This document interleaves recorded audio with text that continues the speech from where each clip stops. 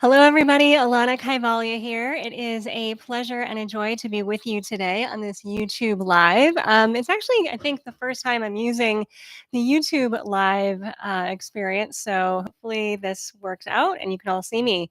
Look, if you're here, I've got you. I've got you. I get it. I get where you're coming from. I get who you are. I see you. And that's really what this live broadcast is about. I'm talking to women all the time about their burnout, their overwhelm, the fact that they're overworked, the fact that they're exhausted, the fact that they're right on the edge of something that they want so desperately, but they don't know how to get there. And it's because we're carrying so much that just isn't ours. So I work with them a lot on dropping the things that aren't theirs, reclaiming their own feminine power, and stepping into their sovereignty, a lot of times in business, but also in relationship, helping them recognize the toxic patternings that they're a part of, whether it be in relationship or family life or whatever's going on. That's who I'm here to speak to today. And if you're here joining me or if you're watching the replay, I just want to say thank you for being here. I honor you. I know how much you're holding. Like I said, I have the privilege and pleasure of speaking to high achieving, high powered women all week long in my coaching, my discovery calls, and just thought I'd come in here and give you guys a little bit of a download based on what I've been really leaning into and seeing women working with right now. So, if you're watching this, I imagine it's probably because you're right on the edge of something big. And for many women, they're experiencing a ton of transition right now. So, whether you're on the edge of a breakup, burnout, or a business that no longer feels like yours, or a career you didn't actually say yes to, you've got more magic in you, you want to do something else. Maybe the relationship that you're in, you're waking up 20 years later, looking around and going, oh my gosh, where am I? Where am I in this? I've lost myself. Maybe you're waking up after having a family going, they only see me as who I am to them. They don't see me as who I am by myself. These are the kinds of things that women are realizing right now. And I'm really fascinated by the fact that we're starting to wake up to this. And I think it has a lot to do with some of the big movements we've seen over the last 5, 10, 20, even 50 years in terms of women's rights, women's empowerment, our ability to make our own money, to keep our own money. Did you know that women weren't allowed to have their own bank account without a male cosigner until 1974? So we can have money, we can make money, we can have careers, but we're also expected to have careers. We can have families, and we're in a period where we can actually opt to not have a family. And that's something too that's very different for women. Throughout history, those options were off the table. We have more power, choice, agency now than we ever have had before. So that is making us question things. And what's amazing about that is that that is exactly what the feminine does. The feminine are the questioners. We are the inquisitors of our space. We are the truth seekers. We're the ones who ask, are things right? Are things good for us? Do things work right now?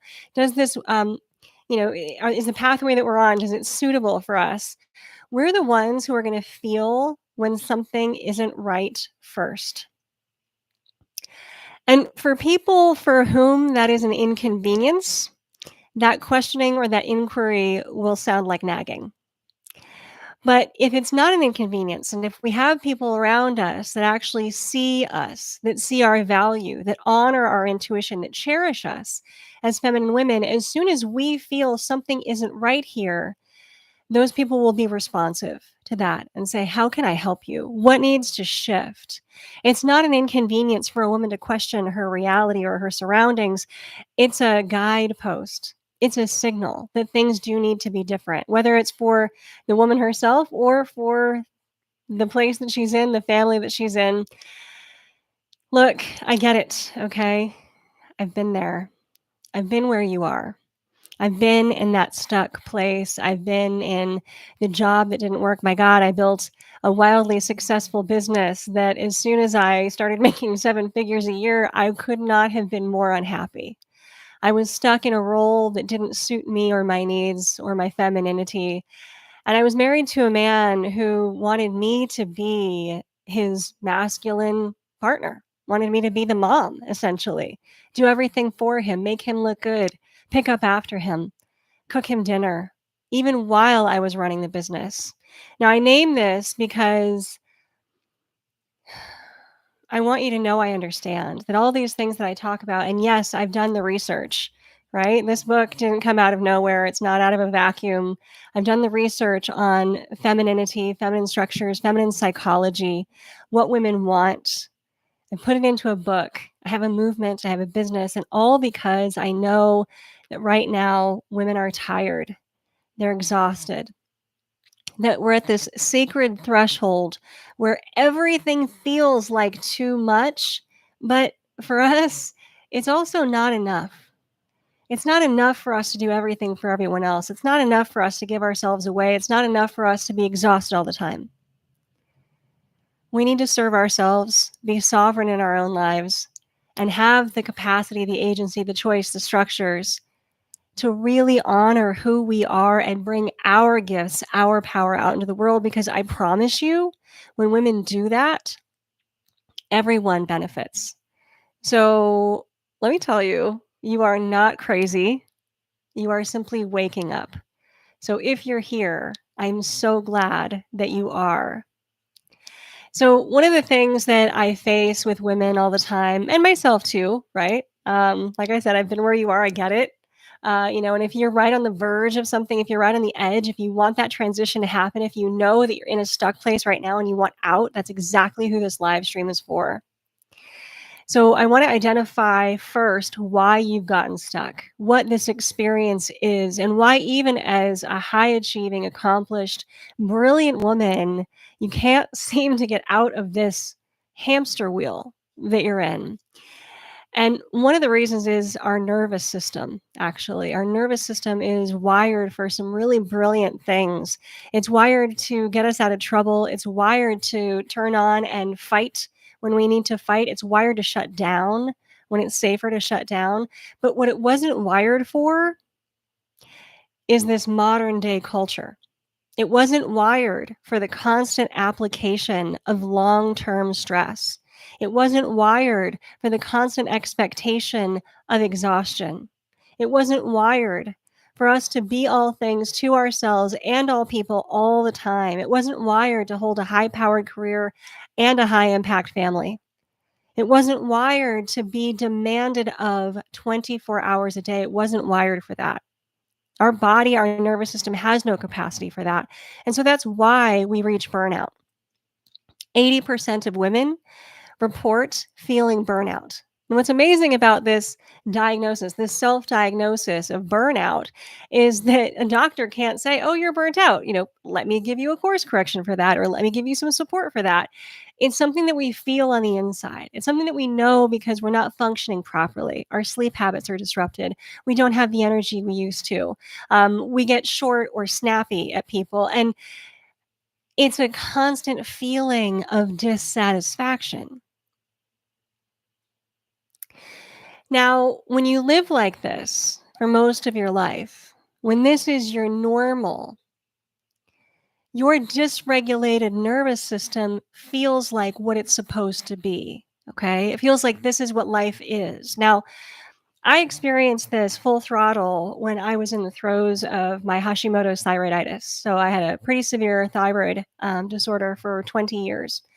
And, you know, that has its own complications, its own nervous system dysregulation. It definitely spiked this more stress that I was. And what I remember was my normal was sleeping 14 hours a day. My normal was getting up at 10 a.m. and being exhausted by noon. My normal was never feeling like I had the energy I needed to, but always putting out more energy than I had the capacity for. And I remember when I finally started to resolve that issue, when I finally got healthy and actually put the autoimmune disorder into remission. And every day I'd wake up feeling a little bit better. I'd wake up at 9:45. I'd only get 12 hours of sleep. I'd have a little more energy to do things. And that bar started to shift. And I started to think, oh my gosh, does everybody feel this good? Is this what normal people feel like? That's amazing. And then every day it kept getting better. And every day I kept realizing, my God, I was so sick. I was so dysregulated. But when dysregulation is your common state, you actually feel panicked when you shift out of it or when you make a decision to shift out of it. So when I talk to women who exist in deeply toxic relationships for far too long, smart women, and trust me, I've been there. When I talk to them, they say, "Well, I love him.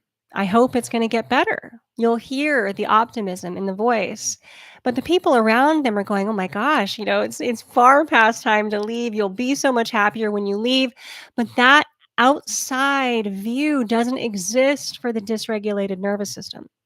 This has become your default pattern, and to shift out of it is what feels scary. Okay. So in this kind of chronically dysregulated state, when you feel that fear of what might actually be good for you and you start to collapse around it, it's a sign that it's actually probably the right choice. Those anxiety spikes that come after moments of clarity is your nervous system recognizing that this toxic pattern you're in, that would be different.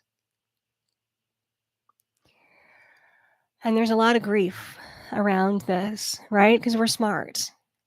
We're smart. We know. We know we need to exit the career. We know we need to initiate the breakup or the divorce. We know we need to set boundaries. We know we can't live like this any longer.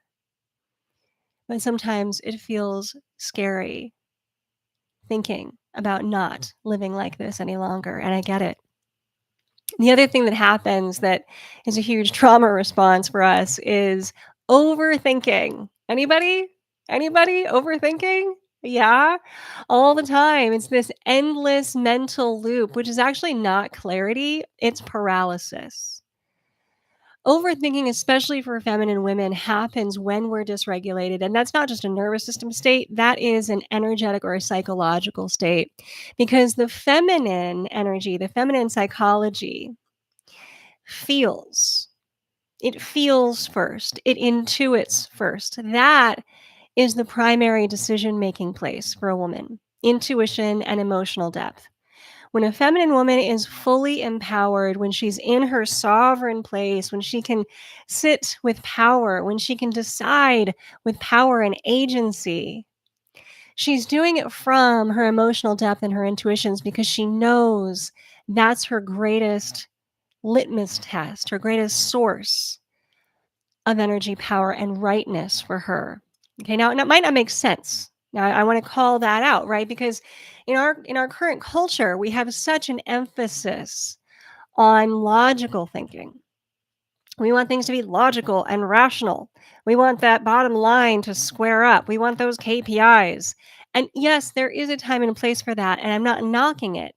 But if you're a feminine woman and all you're doing is logical thinking, that turns into overthinking because you're not tapping into the truest part of yourself that knows you're right from wrong, even beyond logic and reason. And it doesn't have to make sense to anyone else. And I guarantee sometimes, even at first, for you, it's not going to make sense. Okay. Which I know is wild and such a, well, it's my YouTube channel. I can say it's a mind fuck, right? Because we've been taught that we have to think things through, we have to be logical, but that's not who we are. And the challenge point, this crux point, is that when we start moving from logic and our intuition and our emotional depth, we will always make the right decision. I guarantee you no one has ever been served from ignoring their intuition, especially the feminine woman. Truly. Like, it's not going to work out for you. So if you're overriding your intuition because your logic and your rational thinking is trying to justify why you need to stay, why you need to play small, why you can't spend the money to get yourself out of a situation. This is a huge thing, by the way, right? Sometimes to get out of a situation, you need to invest in it. And as soon as you go into that fear and scarcity mindset of no, I can't, that smallness, you're confirming this dysregulation, this overthinking, this mental loop that's going to keep you small. We're conditioned to analyze instead of trust our inner knowing. But and this is where I'm about to teach you probably one of the most powerful things I have for women, for you, right? For you. Dropping into the body is critical for us. We are embodied. I saw a really lovely video by she's a female psychologist. I think she's on TikTok, but she was moving and gesturing with her hands, and she's got this gorgeous hair, and she's talking about these highbrow things. And she said, she called out, I actually get flack for this movement in my videos. People think that I'm not stoic enough or professional enough because I'm moving around. And she was like, I am an embodied female. And I was like, brilliant. Yes, exactly. We are meant to move.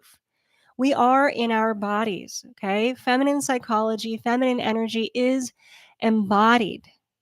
Masculine psychology, masculine energy is the thought process. It's the critical thinking process. It's the ascension process. Feminine energy and psychology is the going deep process. It's the internalization process. It's the feeling process. So for a feminine woman to not be embodied, she's at great detriment. She's a great detriment. If she's not tapping into her body first for what things feel like first, she's going to make decisions that don't work for her. Okay? She's going to make decisions that don't work for her. And there's nothing more collapsing than that, to be honest with you. Nothing more collapsing than that. When a woman is forced into making a decision that doesn't work for her, not only is she disempowered, she's devalued. She's demoralized. She's negated. When she speaks up about her intuition and she's not listened to, when she's forced into things that don't actually work for her, everyone loses. Okay, everyone loses. The woman, yes, but everyone loses. Because there's something that the entire history of the world, right, our universe, has honored about femininity, about feminine psychology, about feminine energy, that we've forgotten. It is prized and precious, and it doesn't always make sense. And it does come first, even before we can figure out why. I don't want any woman to be pressured into making any kind of decision that isn't from her most sovereign place, that doesn't work for her, that doesn't serve her highest needs. Look, I don't want that for any human, okay? I don't want that for any human, but and I come from an amazing female lineage. Those of you who know me, who've heard me speak before, any of you who have picked up my book, you'll know about my grandmother, right? I've dedicated this book to her. I speak about her often. She was a woman who was as fierce as any woman I've ever met or worked with. And not fierce because she was angry, not fierce because she was physically strong, not fierce because she had harsh words to say, not fierce because she ever did anything that wasn't loving. She was the most loving human. And she was fierce because she loved even through the things that she went through in her lifetime, which I won't go through the whole story, but she lived through World War II and probably some of the most horrific conditions that you've heard about. She had no choices. She was taken from her home, right? And she raised me to have the power to make the choices that she never could. And that's a legacy that I want to pass on. That's a legacy that I want to impart to every woman that I work with, because I know what disempowered choices do to us, and we just can't do that anymore. So here's where we say no. And now I'm going to teach you about the embodied no. Because, like I said, this is probably one of the most important practices that I offer my coaching clients, the people that I work with, the women that I work with, because it gets them back into their bodies. It helps them remember where their power comes from and who they are as a feminine woman. Because there will be a difference when you feel a no that comes from within you versus a no that you say as a knee jerk reaction because you're in collapse, because you're feeling shame, because you're hiding from your potential, because you're scared about being devalued or discarded, right? Think about the opportunities you miss and things you don't say yes to in your life. I mean, I think about all the women trapped in relationship. And they keep saying yes to that relationship when really what they're doing is saying no to themselves and what that feels like on the inside, right? And outside, the person that they're in relationship with might be served a little bit day to day, but ultimately, human beings, we're hardwired for connection. They feel our resistance. And we can't hide it for long. Women are not good at hiding stuff, guys. When our discomfort isn't paid attention to, when we don't hate it, it turns out to be like nagging, questioning over and over in a way that doesn't really get anything done. When you issue a sacred no, an embodied no, it's non-negotiable, and nobody argues with it. You're not going to argue with it. You're not going to betray yourself anymore by saying yes to everyone else and no to yourself. So, where are you right now in your life saying no when you really mean yes? Or saying yes when you really mean no? Because when you betray yourself like that, you're essentially ghosting yourself. You're leaving yourself in the cold. You're not honoring who you are. You're not bringing forth your magic. You're not standing in your power. You're not being your best. You're not calling in the best of others. You're letting them be shitty, to put it bluntly. You're letting them collapse into old habits, patterns, ways of being or thinking that don't serve them either. Okay, nobody wants that for anybody. And it can actually start or shift with us feeling that no on the inside. So, what I want you to do right now, wherever you are, unless you're driving, obviously don't do it if you're driving, but wherever you are, and I hope you're in a safe space because I wish all the women that I speak to be in safe spaces. Close your eyes for a moment.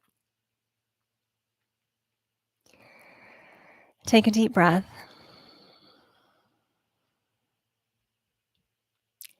Feel into your body.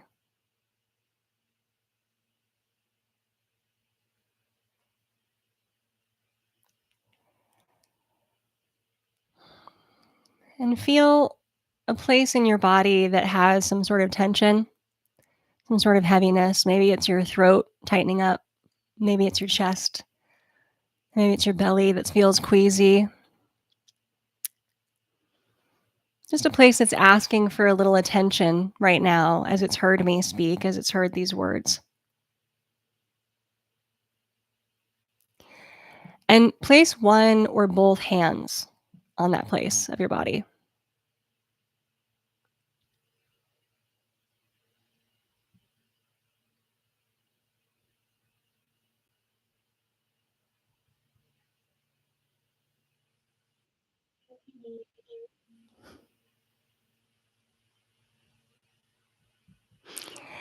And when you've found that place, when you've honored it by placing your hands on it,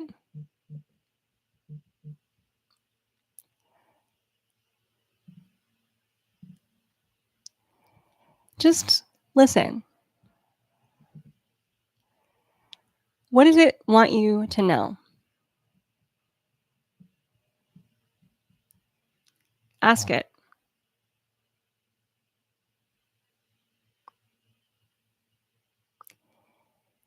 What do you want it what does it want you to say no to right now?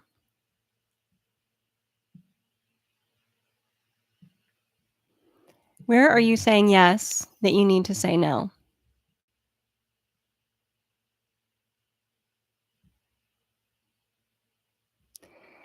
Maybe it's to your work. Maybe it's to your family. Maybe it's a relationship that has had its time.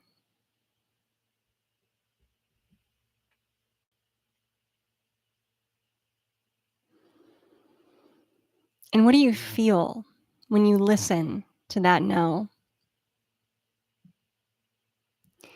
If you were to actually issue that no in your life,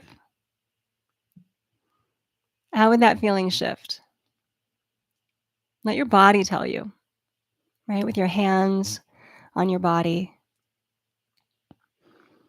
If you just issued the no, if you said, I am done with this relationship, this career is not for me. You know what? I have more to offer in my life. My family is taking too much from me. I need some for myself.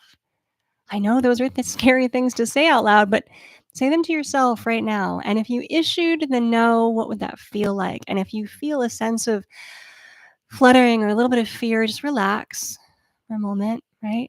Don't forget that's a bit of nervous system dysregulation. You're safe. You can always call the no back. You can always stay stuck and small. You can always keep on doing the thing that is making you feel shredded. But for right now, what would happen if you just issued the no? Imagine an embodied life, an empowered life.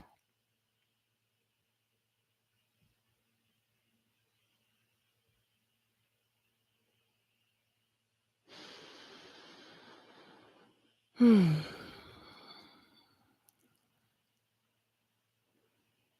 And when you're ready, tell your body thank you.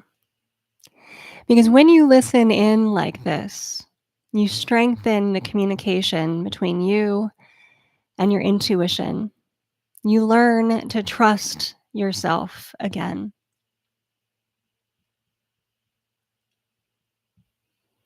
Trusting yourself is a first step in no longer abandoning yourself, putting yourself first, not to the detriment of others, but actually to call them into their greatest empowerment as well.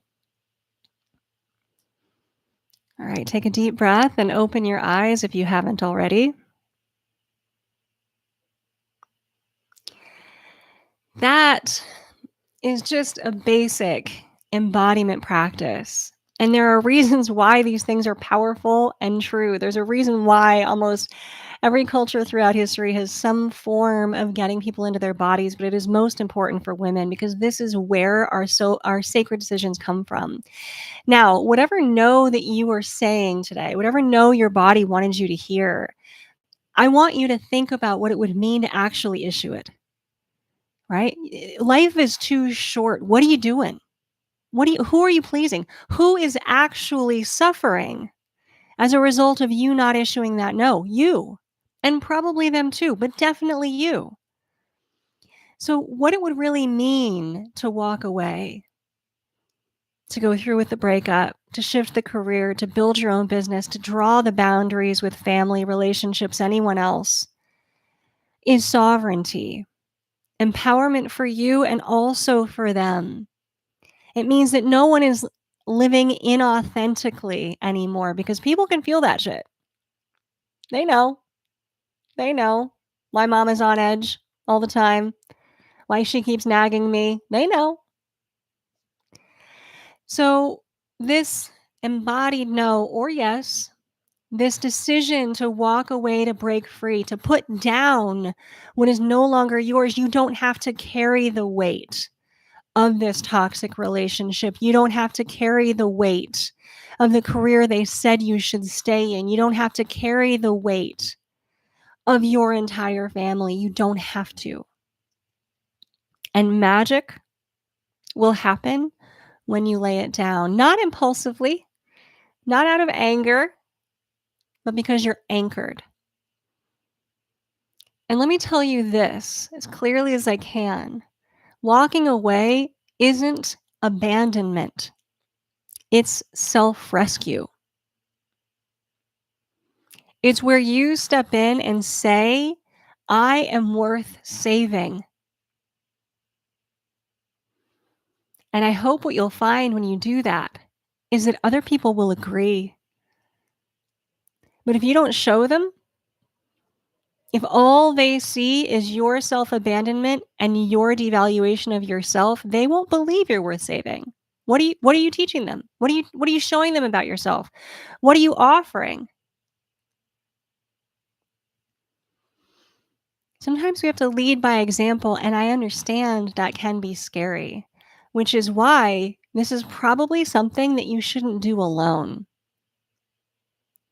This is why women throughout our entire humanity have always been in communion with other women. We've always worked with others. We do best, we shine, we thrive when we have communication, when we're in connection, when we're talking things through, when we have support, friendship. It's critical. And that's something that's actually really not valued in this culture. This culture is all about doing it yourself. This culture is all about putting on that pretty face and showing the world that you can do it, even though you're dying inside. So it's very countercultural to need support, but you do not have to do this alone. And in fact, I definitely don't think that you should. You also don't need to have it figured out first. One of the things I hear from women in nervous system dysregulation and collapse is, oh, but I'm not ready. Like, I don't know what I'm supposed to do, so I need to figure it out. No, no, no. That's why we have the conversation. That's why we have the conversation, because you don't need to have it all figured out. You just need to take the first step. I love that old, what is it, like a parable. Sometimes you got to jump off the cliff and then trust yourself to build your wings on the way down. Like sometimes you got to take that leap. Because what would happen if you said yes to yourself instead of no? What would happen if you said yes to support instead of existing alone in shame? I tell you what will happen. Fucking miracles. Yeah, I know that. I know that. I see it. I've seen it. I've been through it. I've seen other people do it. And it is a miracle to choose yourself after you haven't done so for so long. It's a miracle to show the world your embodied yes and no. It's a miracle to show them how much you value yourself and how you will not tolerate any less from them anymore. It calls them to rise or fade away. Sometimes that needs to happen too, right? If we're talking about a breakup, and you've given this person every opportunity to show up for you and they just won't or can't or choose not to, stop abandoning yourself. Say yes to yourself. Because the reality is you are not alone. You are not broken. And you do not have to carry this without help. If this is your moment, if hearing anything in here is like, fuck, I've been doing this for too long and I'm done, then I want you to join me because I'm offering this incredible 21-day intensive container that is for support for women going through exactly this. Ready to overcome the burnout, ready to initiate the breakup or the divorce, ready to move on from their career that doesn't serve them anymore, ready to build a career that does. It's time. It's time. And whether you do it with me, don't do it alone. Okay? There's a link below if you want to click the link and check out the container. Coaching, support, real support that won't let you collapse, real support that won't leave you hanging, real support that holds you accountable. If there is a thing that you have been putting off for far too long, let this be the clarion call that the time is now. Because every woman who doesn't say yes to herself is saying no to all the other women. She's normalizing it. right? She's normalizing it. If we don't stand up for ourselves, and guys, I know it's scary out there. I know it's tricky. I get it. I feel you. I see you. This work isn't easy, but it is real and it is necessary. And when you say yes to yourself, when you stand up for yourself, when you rise into your own power, you show other women the way. You show your daughters the way. You show all the women coming after you the way. We have to stop the cycle, and it begins now with you. So get embodied, recognize nervous system dysregulation, recognize that you're normal, probably shouldn't be, and recognize that it's time to step out of it. So, thank you everybody for joining me on this live, or if you're watching the replay, I very much greatly appreciate you watching the replay. I put lots of fun things out on my YouTube channel, but you can also find me at thesatisfiedwoman.com.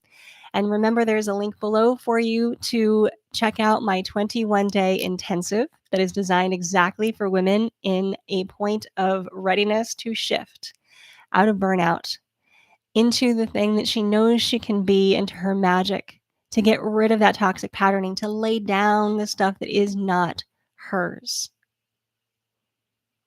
So let's do this. I appreciate you. And one way or the other, make sure you stay connected with me and make sure you keep feeling into your embodied yes and shout it from the rooftops as often as you can.